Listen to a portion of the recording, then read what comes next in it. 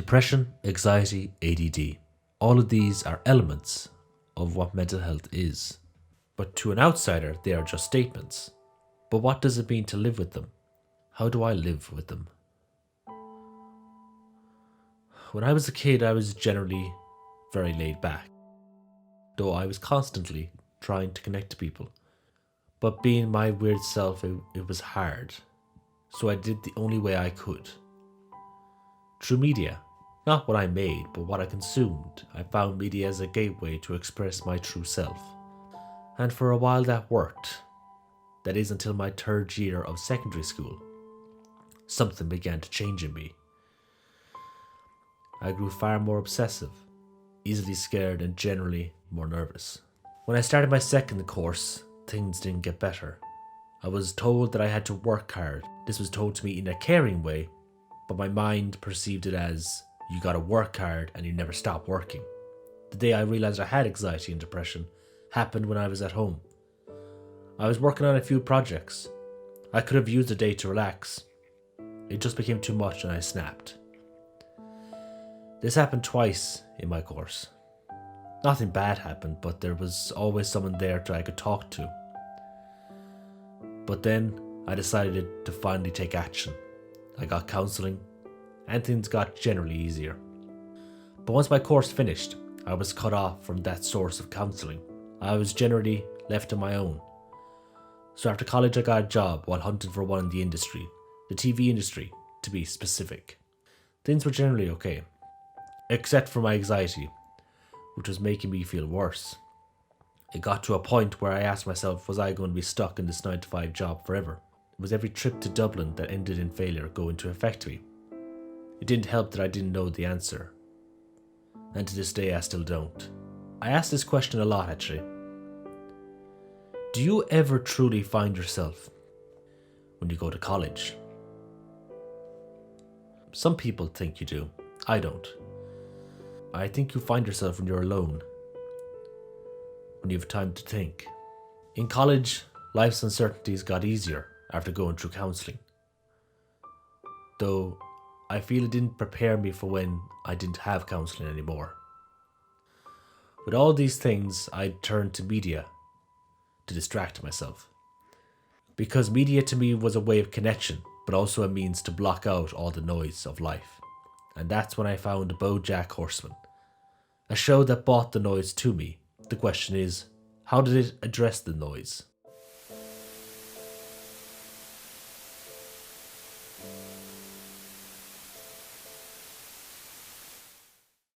Bojack Horseman graced our Netflix screens back in 2014, which to some may not seem like that long ago. It had a rocky beginning, trying to find its own voice in the thousands of adult animated shows. But how can a show with cute, cuddly characters deal with serious issues?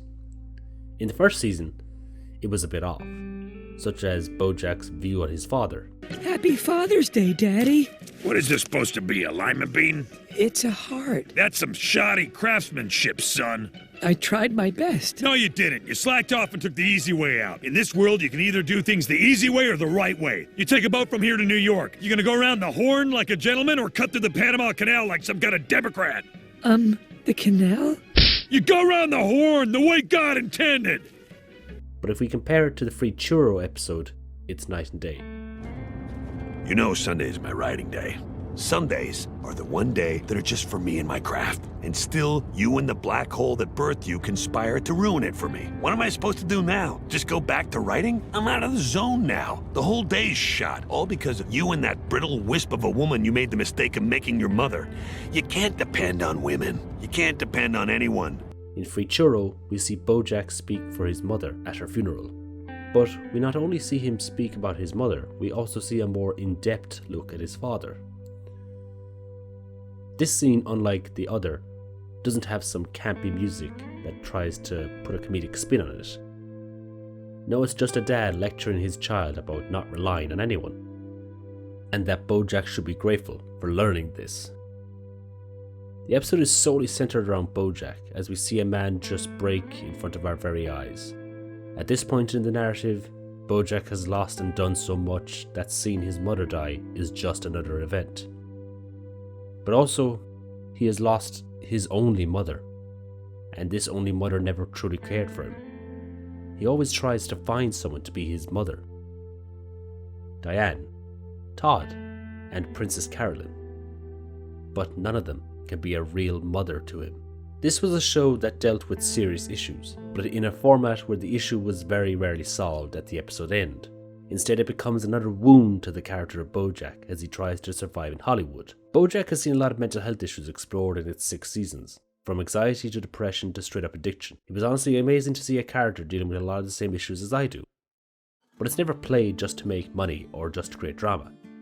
Everything happens because it makes sense. Everything happens because it logically makes sense for the series.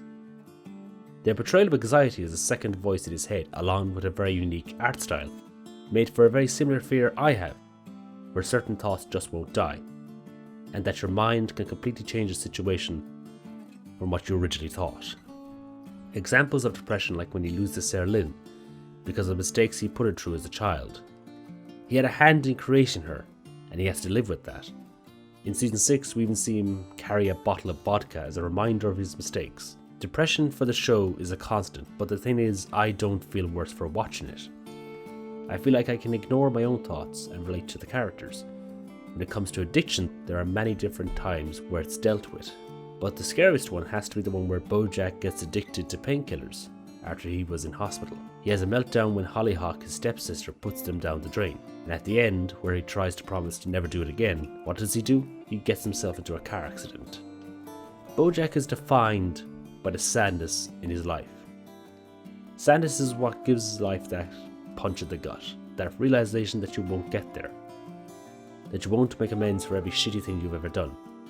And Bojack kept falling into that pit, whether that be his mom's terrible upbringing, even to the final moments of her life where he mistaked her delusion as something deeper. Losing Sarah Lynn, losing Charlotte, and then the implications that may have happened with her daughter.